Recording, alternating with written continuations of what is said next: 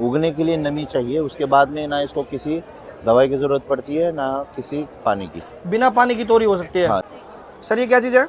ये तोरी है धारी वाली। तो ये इसका सबसे बड़ा साइज़ है, खाने के लिए इससे आधी साइज़ निकाल सकते हैं। जी बाकी तोरियाँ जब सब्जी में गर्म होती है तो पूरी सब्जी में मिल जाती है, जी। लेकिन ये मिलती नहीं है, जैसी वैसी रहती है।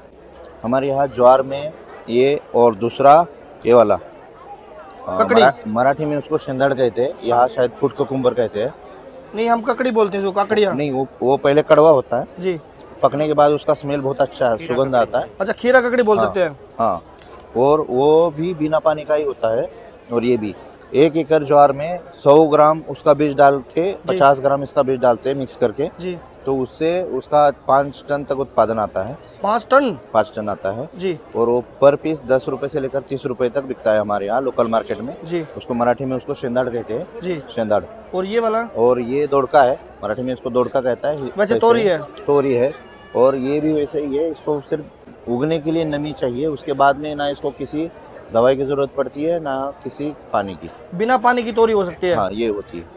तो ये कितने कब लगानी होती है? ये 15 अक्टूबर के बाद में हमारे यहाँ ज्वार लगाने का सीजन चालू होता है, उस टाइम पे लगाते हैं। तो ये आप जो ज्वार बोल रहे हो, ज्वार में ही लगानी जरूरी है, वैसे भी लगा सकते हैं? जैसे हमारे यहाँ पे नरमा होता है, कपास?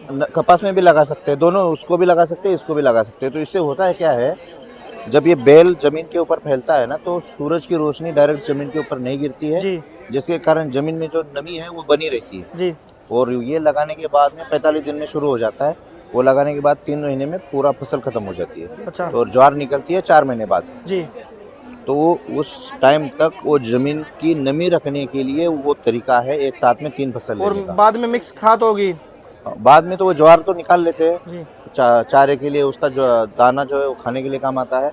और ये जो बचता है उसका रोटावेटर करके मल्चिंग हो जाता है, तो लाइव मल्चिंग। उससे फिर खाद वगैरह बन जाते हैं? खाद भी होती है। तोरी की खेती करनी है तो आप नवंबर दिसंबर छोड़ के, ठंड का टाइम छोड़ के बाकी साल भर लगा सकते हैं। पहले ऐसा ही होता था, मक्का लगाते तो मक्का के साथ में मूंग लगता था, जी पीला मूंग। जी तो मक्का के लिए जो अभी नाइट्रोजन की बोरियां हम डाल रहे हैं ना, जी। वो नाइट्रोजन का काम मूंग करता था। जी। मूंग हवा में से नाइट्रोजन खींच के जमीन में इकट्ठा करता था, वो मक्का को मिलता था। जी। वो दोनों चीजें एक दूसरे के लिए पूरक थी। अभी हमने मोनोक्रॉपिंग में सिर्फ एक फसल लगाई है, तो एक फसल में हमको पैसा एक ही फसल का मिलेगा। जी। और अगर नुकसान हो गया तो वो और फिर? हम मक्का बेचेंगे 20 रुपए किलो, खाद डालेंगे 100 रुपए किलो वाला। 2.25 लाख टन, 2.25 लाख करोड़ रुपए का हम हर साल फर्टिलाइजर बाहर से मंगा के इधर खेतों में डाल रहे हैं। जी। उससे हमारा पीने का पानी, खराब हो रहा है। बोरवेल, सब कुछ खराब हो रहा है। कुएं